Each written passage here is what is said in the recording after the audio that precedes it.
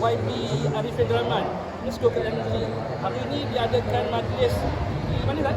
Cerita sikit. Di Binjai Bongkok. Binjai Bongkok. Binjai Bongkok ni Dun Alun Pak. Marang Terengganu. Marang Terengganu. Dalam Dun ni ada banyak kampung tak? Ya, ya. Agak-agak berapa? Dalam 100 buah kampung. Ini hadirin datang ke semua? Ya, ya. Dia buat setahun sekali ke tuan? Setiap kali raya kita buat. Dan kita pindah-pindah tempat lah. Pindah tempat, malu meraihkan semua kawasan lah. Ya.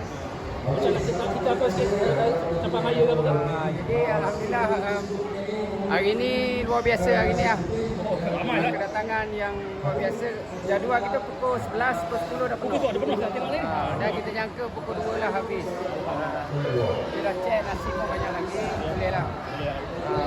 Kita makan dalam 10 orang. Macam bagi duit raya tadi. Ada duit raya kita bagi.